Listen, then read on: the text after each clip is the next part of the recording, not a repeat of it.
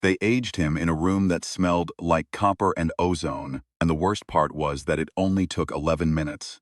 Sergeant Cale Morrow had been awake for 3 days by the time the tribunal finished its deliberation. He sat in the holding pen beneath the conclave chamber. A cell that was not really a cell, because the Vreth did not believe in cells, not in the traditional sense. The walls were smooth white biopolymer, curved like the inside of a cocoon, and they breathed. Slow, mick exhalations that pulsed against his ears like someone else's heartbeat. He'd counted the pulses for a while, and then stopped, because it made him feel like he was sitting inside a living thing, which he probably was. He was 22 years old. His hair was still military short on the sides, grown out just past regulation at the top, where he'd let it go during the siege of Platform 9. He had a scar along his left jaw from a piece of shrapnel he'd pulled out himself with a pair of pliers in the dark, and his hands were the hands of someone who worked for a living, knuckles thick, palms calloused, the right index finger slightly crooked from a break that had healed wrong. He looked at those hands as a lot while he waited. He thought about his mother. She had a garden, or she used to, before the Vreth atmospheric processors went up over the eastern seaboard, and the light changed. She grew tomatoes. She said there was no better smell on earth than a tomato plant in the morning. And Cale had spent most of his childhood not understanding that, and most of his adulthood understanding it perfectly. The guards came for him before the sun. What they were calling the sun now was actually the diffused output of a Vreth climate array, had fully risen over the colony spires. There were 4 of them, soldiers in full ceremonial carapace, the bioarmor that grew directly from their thoracic exoskeleton, and which the early xenobiologists had spent 3 excited years studying before the war made xenobiology professionally inadvisable. They were 7 feet tall and moved with the liquid silence of something that evolved on a world with different gravity. Their faces, if you called them faces, were clusters of light-sensing organs arranged in a radial pattern, contracted into what Cale had learned to read as formal blankness. He stood before they touched him. That was important. He stood on his own.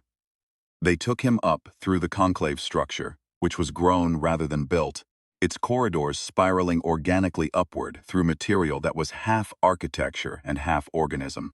Other humans passed in the lower corridors.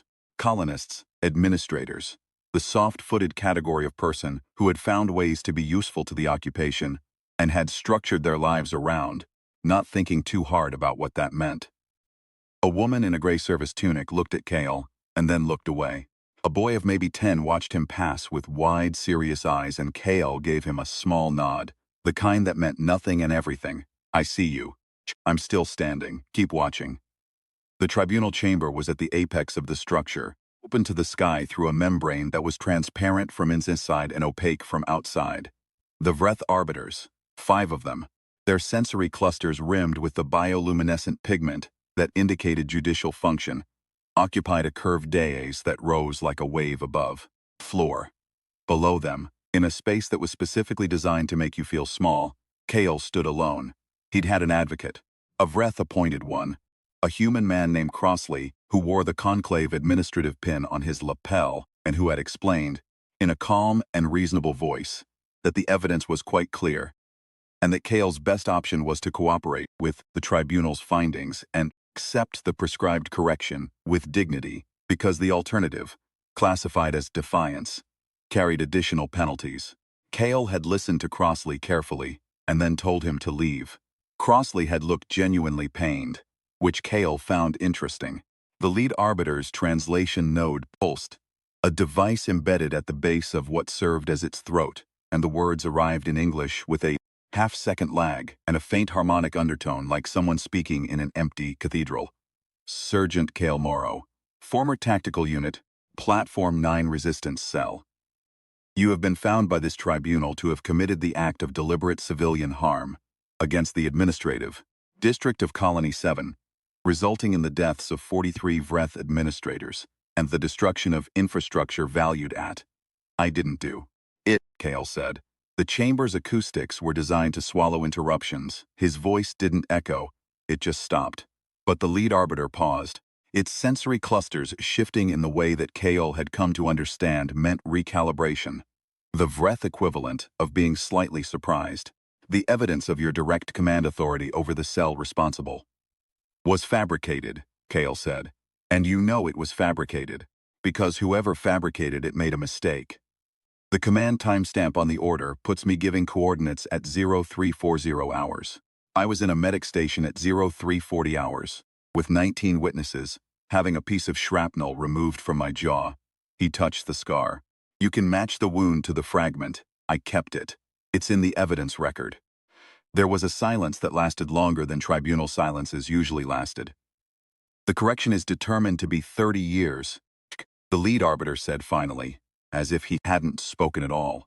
That was when Kale understood that the evidence was beside the point.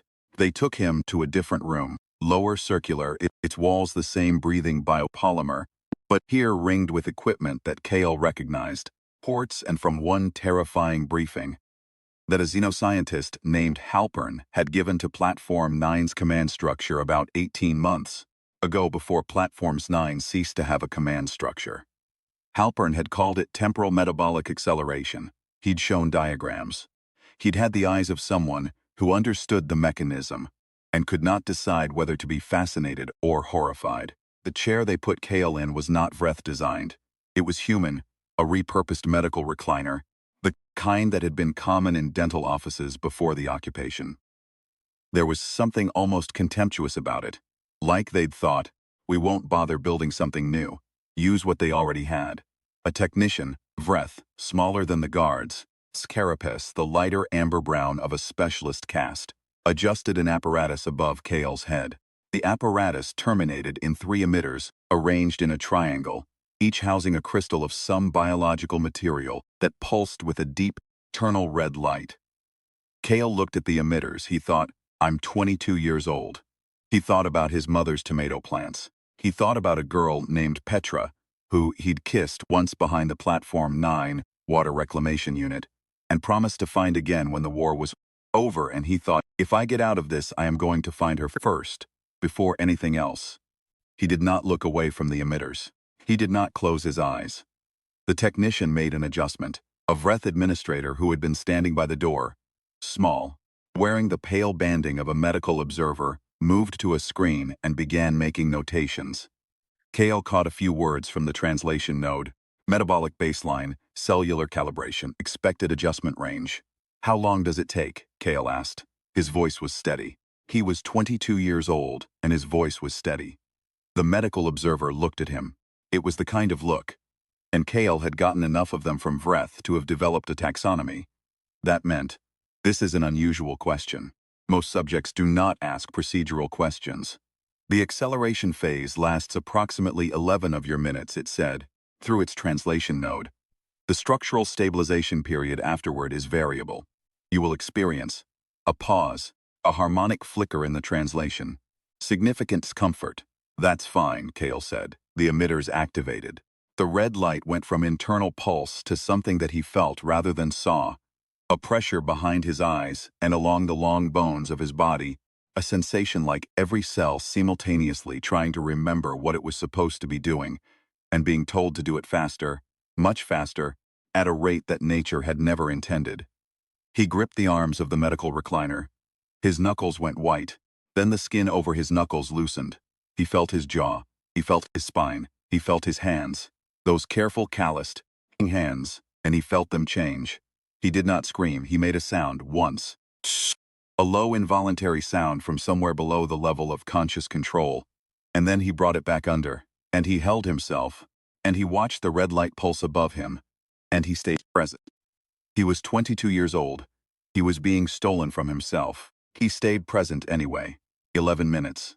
He was 52 when they helped him out of the chair. The first thing was the weight. Not his own weight, exactly, but the weight of himself. The way the floor met his feet differently, the way his center of gravity had migrated without his permission. The second thing was his hands. He held them up and he looked at them and he kept looking, because they were his hands. Same crooked right index finger, same scar tissue along the knuckles, but 30 years older, the skin looser, the joints thicker, a slight tremor in the left that had never been there before. The tremor is a common effect of accelerated peripheral nerve adjustment, the medical observer said, behind him, making notations. Typically diminishes within. I heard you, Kale said. His voice was different, lower, settled differently in his chest. They gave him a mirror. This was, he realized later, not a kindness. It was data collection. They wanted to see how subjects responded to visual confirmation of the fiction. He looked at himself in the mirror for a long time. The face looking back was a face he recognized only in structure. Same jaw, same nose, same gray eyes. But it was worn in ways he hadn't earned, lines that should have come from 30 years of living. A man who had gotten old without having gotten to be old. He looked at the face for 30 seconds, and then he set the mirror face down on the table, beside him. Where do I go now, he said. The medical observer consulted its screen. You are released to colony general population. Your civilian identity document has been processed under your corrected biological age. You will report to the Zone 4 Labor Assignment Office by... That's fine, Kale said. Thank you. The medical observer's sensory clusters shifted. It made another notation. He walked out of the conclave building on his own feet. The colony city spread below the conclave spires in the layered, neon-streaked tangle that had developed over 15 years of Vreth administrative planning, meeting the stubborn residue of human urban chaos. High structures of grown Vreth architecture rose above older human buildings that had been left standing, where they served a function and demolished, where they didn't. The streets were busy with the particular traffic of an occupied city, human pedestrians, Vreth administrative vehicles, the service drones that hummed at traffic light height, doing whatever service drones did, and at the intersections, occasionally, Vreth patrol unit, standing with the absolute stillness of something that didn't need to fidget. Kale stood on the steps of the conclave building and got his bearings. He was 52 years old, in a body that had been 22 that morning. He was wanted for a crime he didn't commit. He had, among his possessions, the clothes he was wearing, a civilian ID document with his corrected biological age, 12 colony credits, and the small hard lump of shrapnel that he'd kept in his jacket pocket since he'd pulled it from his own jaw 14 months ago. He started walking. The Zone 4 Labor Assignment Office confirmed his registration, accepted an assignment to an infrastructure maintenance crew, and used 2 of his 12 credits to rent a sleeping space in a shared residential unit 4 blocks from the work site. The residential unit was managed by a human woman named Mrs. Okafor, who asked no questions beyond whether he could make the weekly payment and whether he had any objection to a strict lights-out policy, both of which he answered satisfactorily. His room was small, with a window that looked onto an alley, and the walls were the original human construction. Plaster, not biopolymer, not breathing. He lay on the narrow bed and looked at the ceiling and thought about what he knew. The attacks on Colossi 7's administrative district had happened 6 weeks ago. 43 Vreth administrators killed, a significant infrastructure node destroyed. The resistance had denied responsibility, officially, through the coded channels that still functioned. And Kale had believed them, because he'd been active in the same network, and an operation at that scale didn't happen without a coordination signature he would have felt. Someone had done this. Someone had wanted it blamed on a human resistance cell. Someone had needed a specific target to carry the charge, and they had chosen him, probably because Platform 9's records were well documented. His command authority was on file, and he was, at the time of the attack, unaccounted for in any Vreth administrative system, having spent 3 weeks in a collapsed tunnel system below the old port district without access to any technology. So fabricated evidence, real operation with real Vreth casualties, a human who needed to be blamed, which meant either a faction within the human resistance had done it and needed cover, possible and ugly, or someone else had done it entirely and needed the war to continue in a particular direction, which was a different kind of ugly. He needed to find out which. He started with the infrastructure maintenance crew, not because they were likely to know anything directly, because maintenance crews moved through parts of the city that other people didn't, and because they talked, And because KL had learned over 5 years of resistance work that the most important information was almost never the information anyone was trying to protect. The crew chief was a man named Barros, 50-something, with the particular weathered patience of someone who had decided, a long time ago, that survival was itself a form of resistance and had organized his life accordingly. He didn't ask KL anything for the first 3 days. On the 4th day, during a break in a sub-level conduit corridor, he handed KL a container of coffee, real coffee, which cost more than it should have, and which Barros produced from a thermos without ceremony, and said without looking at him, "You're not maintenance." "I am now," KL said. Barros drank his coffee. "You've got the hands for it, the eyes." KL looked at his hands. 52-year-old hands on a 22-year-old's understanding. "I'm looking for something," he said. "Most people who end up here are. Not work, information. 6 weeks ago, the Colony 7 attack. I need to know who actually ordered it." Barros was quiet for long enough that KL thought he'd misjudged badly. Then the crew chief said, "There's a woman, used to work admin before the occupation, knows where everything is filed and who files it. She doesn't talk to just anyone. How do I get to her? Buy her a meal at the Zone 2 commissary. Thursdays. She has a regular table, back corner, good sight lines to every entrance. Sit down unless she invites you." Her name was Yeva, and she was small, close-cropped silver hair, and the kind of stillness that came not from calm, but from absolute economy of movement. Every gesture deliberate, nothing wasted. She watched Kale cross the commissary on a Thursday evening, with the expression of someone running a rapid and comprehensive assessment, and by the time he reached her table, she had already reached some conclusions. "You're wrinkled," she said, before he could speak. He stopped. "Yes, 22. Corrected to 52. She looked at his hands, then at his face, then back to his eyes, which were, he supposed, the one thing that didn't age right. They had the wrong kind of alertness in them, too direct, too young. "Sit down," she said. She knew things, and she shared them the way someone shares a dangerous tool, with precision, without excess, making sure you understood the weight of what you were holding. Over the course of 3 Thursday evenings, she gave him the shape of it.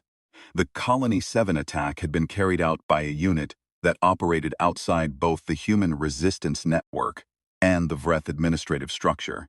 A third party. They used equipment that was partly Vreth-sourced and partly human-fabricated, suggested access to both sides of the occupation divide, which suggested, in turn, someone who existed in the space between, a collaborator with their own agenda.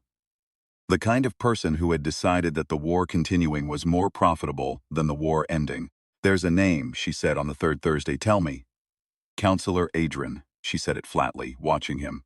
"Vreth, low administrative caste, middle-tier conclave. Handles logistics for the occupation's resource extraction contracts. Has been quietly building relationships on the human side. Not resistance, not civilian. A third category. What does he get from keeping the war going?" "The contracts," Yeva said. "As long as there's an active resistance threat, the resource extraction protocols remain under emergency administrative authority, which means they remain under ADRIN. If there's a peace settlement, or even a negotiated reduction in hostilities, those contracts go through full conclave review. Adrian is not senior enough to survive that review. He's been skimming." She paused. The attack on Colony 7 was designed to provoke a specific response from the Vreth High Command, an escalation that would delay the peace talks that the Senior Seer Conclave has been quietly pursuing for 8 months. Kale looked at his hands on the table. The left trembled slightly, still. "I need proof," he said. "Something a Vreth tribunal would have to acknowledge." Yeva reached into her bag and produced a small data chip. She set it on the table between them without touching it again. "I've been building this for 4 years," she said. "I was waiting for someone who had a reason to use it, and nothing left to lose." He looked at her. "Why not use it yourself?" "Because I have children," she said. "And you don't, or you wouldn't have sat down." He took the chip. Getting to Adrian required getting inside the conclave's logistics sector, which operated out of a sub-level node beneath the Zone 1 administrative complex, an area that human maintenance crews accessed 3 times weekly. Environmental systems servicing. Barros, who had been watching KL for 2 weeks with the same weathered patience he applied to everything, arranged the shift assignment without being asked to explain why. KL suspected Barros had been waiting for someone to come along and do something useful with the access his crew had spent 4 years carefully maintaining. He went in on a Wednesday with the late shift crew, data chip in his jacket pocket, next to the piece of shrapnel. The logistics node was exactly as the maintenance records described it. Functional space, not ceremonial. Its Vreth architecture here more utilitarian, biopolymer of the walls thinner and less elaborately structured. Vreth administrators moved through it with the focused efficiency of people. Managing a large and complicated operation, who did not have time to notice the maintenance worker replacing a conduit fitting in the corner. Kale had learned to be invisible in enemy spaces in his first year of resistance work. It was less about disguise than about orientation. The direction of your attention, the pace of your movement, the way you held your body in relation to its surroundings. He moved like someone who belonged there, because in the most literal sense he did. He was on the maintenance schedule, his civilian ID checked out, and nobody looks at the person fixing the conduit. He found what he needed in the administrative records terminal that maintenance workers use to log their work orders. The terminal had access, verification purposes, to a portion of the logistics database. Narrow access, carefully limited, but narrow was enough. Given that Yeva's chip contained a sequence that expanded that narrow access to something considerably wider, for a window of approximately 4 minutes, which was, Yeva had explained, the longest safe window before the intrusion was likely to be detected. 4 minutes. He pulled up the records. He found the command trail for the Colony 7 attack. Encrypted, layered, findable now that he knew where to look. And he found Adrine's authentication signatures in 3 places where they had no administrative business being. He copied everything the chip would hold. He closed the terminal. He replaced the conduit fitting he'd been pretending to work on. He walked out. In the alley behind the Zone 1 complex, he leaned against the wall for a moment. His heart was doing something complicated. His hands, both of them, the trembling left and the steady right, were very still. He was 52 years old, in a body that had been 22 that morning. He was 22 years old in a body that a tribunal had stolen 30 years from. He was both of these things. He was standing in an alley, with proof that could end Adrian's operation and restore his record, and potentially shift the trajectory of peace, talks that the senior conclave had been quietly pursuing. And he was thinking about Petra, and about his mother's tomatoes, and about a boy of maybe 10 in the conclave corridor who had watched him pass with wide, serious eyes. About the piece of shrapnel in his pocket. That was the only thing that proved he was where he said he was. He thought, you can be robbed of your years and not be robbed of yourself. He stood up straight and started walking. The approach to the senior conclave required going through channels that didn't officially exist. Back channels in a system that ran officially on channels only, and it took Kale 8 days and the assistance of 3 people. Yeva, who knew the name of a human administrator with genuine access to senior conclave correspondence. That administrator, a woman named Sorrel, who had spent 12 years building quiet trust in a position that everyone underestimated. And Barros, said nothing and did everything, and whose role, in the final accounting, was simply to be the kind of person who had spent years making himself useful to people on every side of every divide, which was itself a kind of resistance that Kale was only beginning to understand. The senior arbiter who received the data chip was not the lead arbiter from his tribunal. She was older, in Vreth terms, her sensory clusters paler, ringed with the silver white of advanced age, and she received Kale in a room that was simply a room, no days. No architecture designed to make him feel small. She sat, he sat, she reviewed the chip's contents for a very long time. This is Arbiter Adrian's authentication, she said finally. Yes. In 3 places where he had no administrative authority. Yes. She was quiet. Translation node pulsed softly. You understand, she said, that a senior tribunal cannot simply reverse a prescribed correction. The metabolic process is not reversible. The years. I know, Kale said. I'm not asking for the years back. She looked at him. I'm asking for my record cleared, he said. My name off the 7 charge. And I'm asking you to look at what's in that chip carefully, because if you're actually pursuing peace talks, and I have reason to believe you are, then you need to know who doesn't want them to happen and he was willing to do to stop them. Another silence. She looked at the data chip, then at him, then at the data chip. You are very young, she said. Not anymore, Kale said. You took care of that. The sensory clusters shifted. It was a long shift, a complex one. He'd never seen that particular configuration before. You kept the fragment, she said. The shrapnel. The evidence record shows it was submitted, but the physical sample was marked as a pause. Oh, Pram. Kale reached into his jacket pocket and put the piece of shrapnel on the table between them. Small, irregular, dark with old blood along one edge. He'd carried it for 14 months like a stone in a pocket.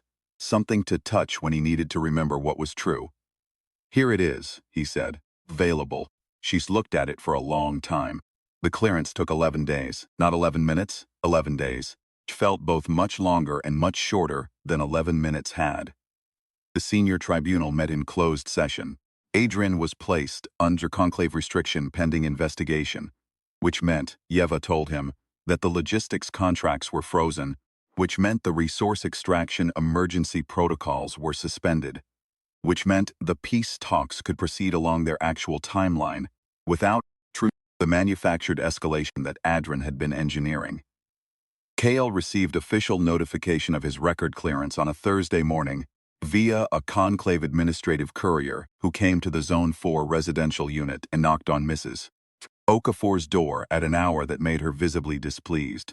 She relayed the document to Kale with the expression of someone who had seen enough strange things in her life to absorb this one without visible reaction. He stood in his small room with the window onto the alley and read the document twice.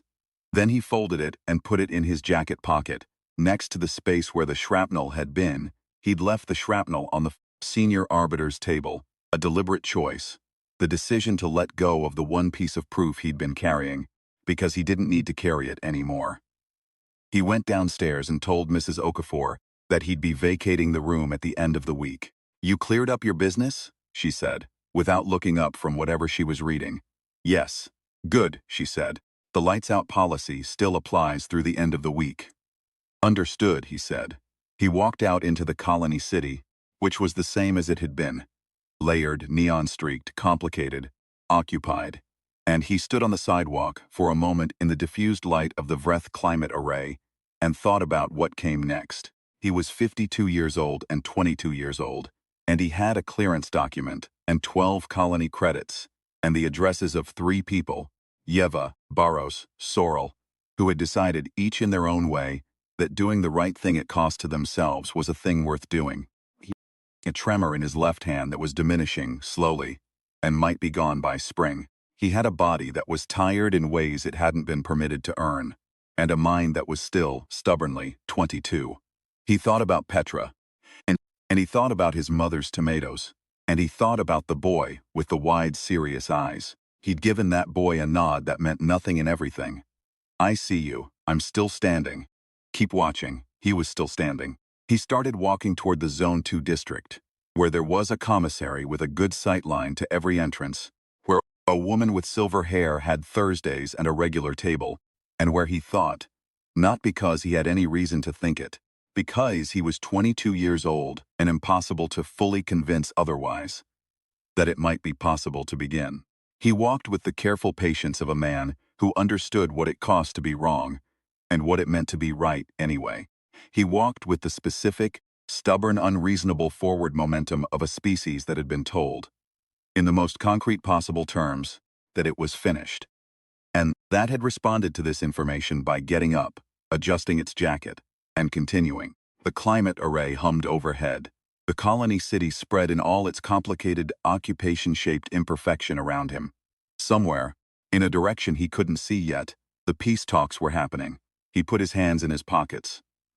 The left one trembled, slightly still. He kept walking.